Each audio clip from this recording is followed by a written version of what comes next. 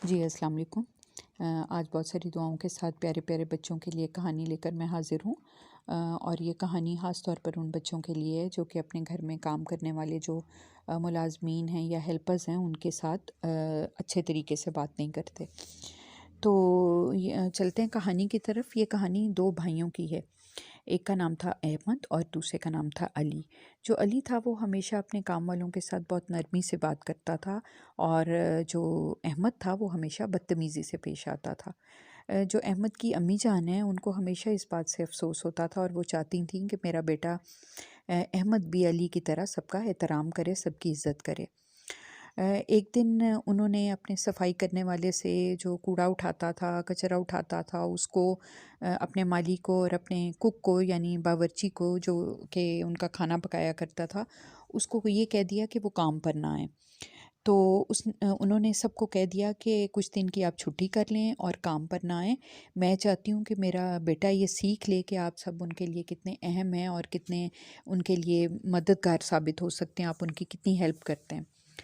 تو اگلے دن کیا ہوا کہ احمد نے دیکھا کہ گھر تو بہت گندا ہے، ہر طرف بہت زیادہ کچرا پڑا ہوا ہے۔ تو احمد نے اپنی امی جان سے پوچھا کہ صفائی کرنے والا کہاں ہے، اس نے گند کیوں نہیں اٹھایا؟ تو اس کی امی جان نے اس کو کہا کہ بیٹا اب صفائی کرنے والا تو نہیں آئے گا، تو آپ کو اپنا گھر خود ہی صاف کرنا پڑے گا۔ تو اس طرح احمد نے کیا کیا کہ اپنا پھیلا ہوا گند صاف کیا، اور اس دوران میں جب کھانے کا ٹائم ہو گیا، اس کو بھوک لگی تو اس نے میز پر بیٹھ کر دوپہر کا کھانا مانگا۔ مجھے بہت بھوک لگی ہے، مجھے میرا کھانا دیں۔ اصل میں اس کو عادت تھی کہ وہ جیسے ہی دوپہر کے کھانے کا ٹائم ہوتا تھا تو وہ ڈائننگ روم میں جا کے کھانا مانگا کرتا تھا۔ تو احمد کی امی جان نے کہا کہ بیٹا ہمارا باورچی چھٹی پہ ہے، وہ نہیں اب آئے گا، آپ کو اپنا لنچ خود ہی بنانا پڑے گا۔ تو اس طرح کیا ہوا کہ احمد کو اپنا لنچ بھی خود بنانا پڑا، اور اس دوران میں جب وہ کچرا پھینکنے کے لیے باہر گیا تو اس نے دیکھا کہ جو کچرے کا ڈبہ ہے وہ تو اوپر تک بھرا ہوا ہے اور ہر چیز میں سے بدبو آ رہی ہے۔ تو اس نے پوچھا کہ کوڑا اٹھانے والا، یہ کچرا اٹھانے والا وہ کہاں ہے، وہ کیوں نہیں آیا؟ تو اس کی جو احمد کی امی جان ہے انہوں نے کہا کہ جو کچرا اٹھانے والا ہے وہ بھی نہیں آئے گا، اب آپ کو خود ہی یہ کوڑا دان کو خالی کرنا پڑے گا۔ اس طرح کیا ہوا کہ احمد نے وہ کوڑا دان خالی کیا، تو اس دوران میں جو ہے اس کے جو کپڑے تھے وہ بھی بدبودار ہو گئے۔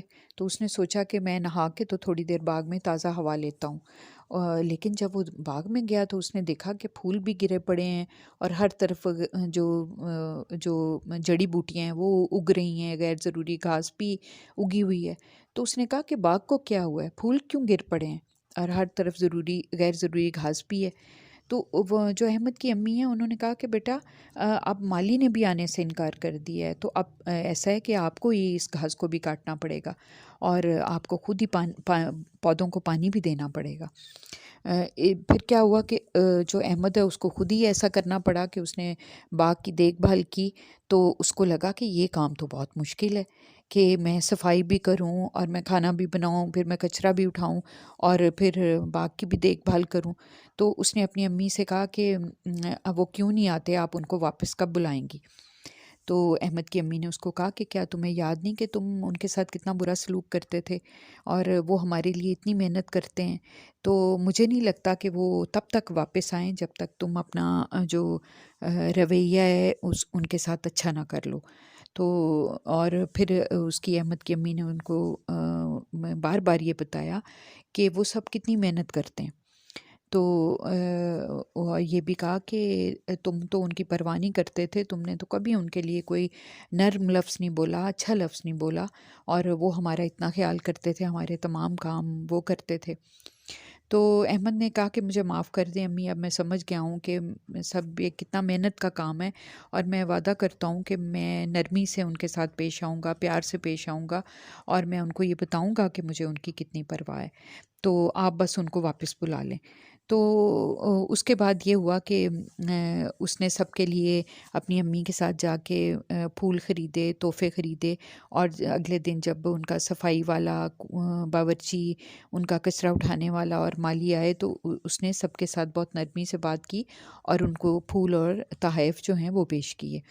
تو وہ لوگ بھی بہت خوش ہوئے، اور جو احمد کی امی ہیں وہ تو خوشی سے نہال ہو گئیں، ان بہت خوش ہوئیں کہ میرا بیٹا اتنا اچھا ہو گیا اور اس کو سمجھ آ گئی ہے۔ تو اب اس کہانی سے ہمیں یہ سبق ملتا ہے کہ ہمیں اپنے مددگاروں کے ساتھ، جو ہماری ہیلپ کرتے ہیں، ان کے ساتھ ہمیں بہت عزت اور تمیز سے پیش آنا چاہیے، اور اللہ تعالیٰ کا شکر ادا کرنا چاہیے کہ اللہ چاہتا تو ہم ان کی جگہ پر اور وہ ہماری جگہ بھی ہو سکتے تھے۔ تو وعدہ کریں کہ آپ آئندہ سے اپنے جو ہیلپرز ہیں ان کے ساتھ بہت اچھی طرح سے اور تمیز سے پیش آئیں گے۔ آج کے لیے اتنا ہی۔ خوش رہیے۔ اللہ حافظ۔